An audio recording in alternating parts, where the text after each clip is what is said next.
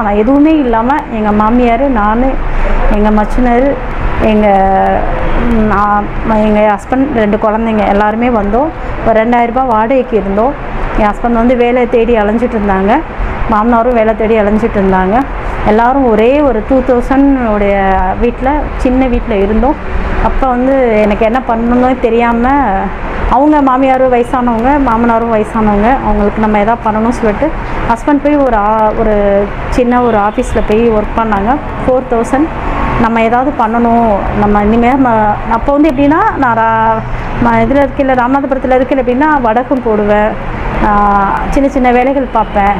சொந்தமாக போயிட்டு வெளியில் மதுரையில் போய் ப்ளவுஸ் பிட்டு, நைட்டி இதெல்லாம் வாங்கி நான் கொஞ்சம் வியாபாரம் பார்த்துருக்கேன். அவங்களுக்கு நம்ம வந்து என்றைக்குமே வந்து கொஞ்சம் துணையாக இருக்கணும். அப்போல்லாம் நல்லா வருமானம் வந்துக்கிட்டு இருந்தால் கூட நமக்கும் நம்ம ஏதாவது அவங்களுக்கு சப்போர்ட் பண்ணணும், நமக்கு தேவையானதை நம்மளே பண்ணிக்கணும்